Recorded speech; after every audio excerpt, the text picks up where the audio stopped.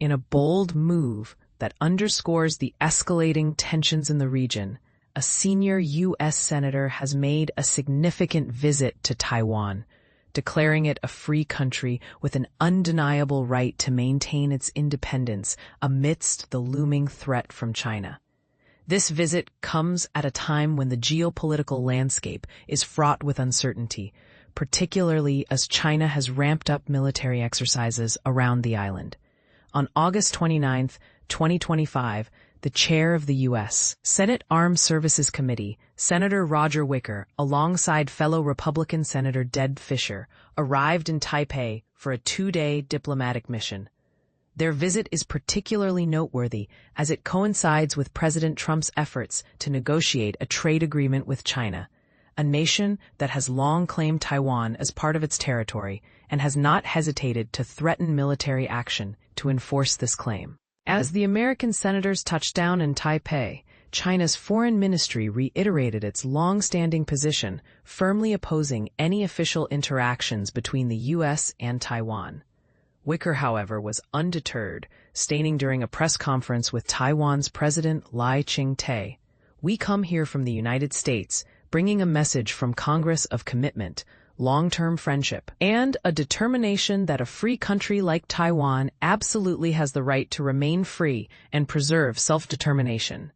This statement was captured in a video shared by Reuters, highlighting the senator's strong support for Taiwan's autonomy. In response to Wicker's remarks, a spokesperson for China's foreign ministry, Guo Jiakun, condemned the visit as a serious violation of the One China principle, a policy that has been in place for decades. Recognizing Taiwan as part of China, Guo emphasized that there is only one China and that Taiwan is an inseparable part of its territory, demanding that the U.S. adhere to this principle and cease any interference in China's internal matters. Wicker, a prominent advocate for Taiwan, expressed that the purpose of their visit was to gain a deeper understanding of Taiwan's needs and to reaffirm the U.S.'s commitment to being a steadfast ally. He stated, "It is our determination and our intention that Taiwan remain free and make its own decisions," emphasizing the importance of military cooperation and the effective use of defense resources to ensure mutual security. The backdrop of this visit is marked by increasing anxiety in Taipei regarding the strength of US-Taiwan relations, especially since Trump's return to the White House in January. Fischer echoed this sentiment, acknowledging the serious challenges Taiwan faces and asserting that a robust Taiwan contributes to a stronger United States, and vice versa. Although the U.S. ceased recognizing Taiwan as an independent nation in the late 1970s in favor of China, it has continued to be Taiwan's most significant supporter and primary supplier of military equipment necessary for its defense against potential aggression from China. This support has become increasingly vital as Chinese President Xi Jinping has made it clear that he intends to bring Taiwan under Beijing's control, intensifying military pressure through large-scale drills and frequent incursions into Taiwan's air and maritime space. Prior to meeting with Wicker and Fischer, President Lai expressed his hope for enhanced cooperation between Taiwan and the U.S., asserting that Taiwan and China are not subordinate to one another.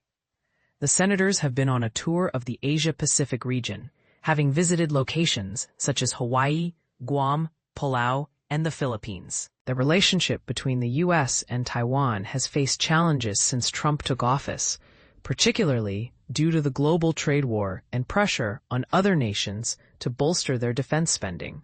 Recently, the Trump administration reportedly denied Lai permission to transit through New York during a planned official trip to Latin America, a decision made after objections from Beijing, leading to the cancellation of his trip. As Taiwan navigates these complex diplomatic waters, it is also working to finalize a tariff agreement with the U.S.